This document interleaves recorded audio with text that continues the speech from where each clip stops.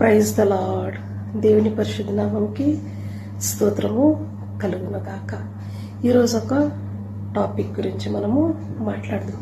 ఒక మనిషిని యొక్క జీవితం 4 దిశలుగా విభజించుకొని మనము ఈరోజు చూస్తాము. మొదటిగా చిన్న ప్రాయం, అంటే ఎక్కడ వేసిన వాళ్ళు ఆడే ఉంటారు, అంటే పరిశుద్ధంగా ఉంటారు. తల్లి ఏ విధంగా ఆ బిడ్డని చూసుకుంటుందో అలాగనే ఆ బిడ్డ ఎక్కడ ఉండాలో అక్కడ మంచిగా ఉంటుంది. ఏ ఒక కల్మషమే కానీ ఏ ఒక పాపం కానీ చిన్న వయసులో తెలియదు. దాన్ని దేనికి పోలుస్తాము అంటే తాబేలు ఒక క్యారెక్టర్కి. అది ఎవరికి హాని చేయదు. సో ఎక్కడ ఉండింది అక్కడ ఉంటుంది. రెండోది వచ్చేసి యవ్వన ప్రాయం.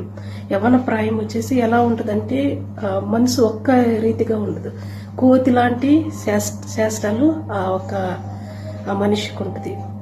మూడోది వచ్చి మూడో ఒక దిశ ఎట్టుంటుందంటే నడిపే వయసు. అంటే వాళ్ళని అటువంటి వాళ్ళని పలకరిస్తే కష్టపడాలా, ఈఎంఐ కట్టాలా, ఫీజులు కట్టాలా, కష్టపడాలా. అంటే దేనికి పోలుస్తున్నారు, ఏ ఒక అనిమల్కి పోలుస్తున్నారు అంటే ఎద్దుకి.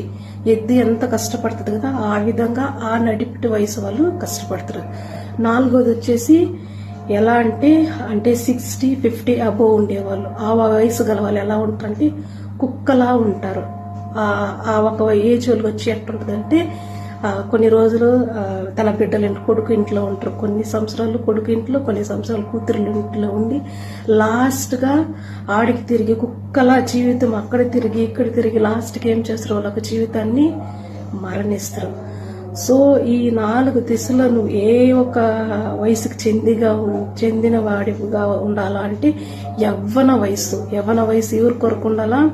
దేవునికి అనుసారంగా దేవుని హత్తుకొని నువ్వు జీవిస్తే దేవుడు నిన్ను ఆశీర్వదిస్తారు. Thank you. God bless you. ఇది ఎంతమంది అయితే చూస్తున్నారో వాళ్ళందరూ బలపడాలనేది నా ఒక ఆశ. Thank you.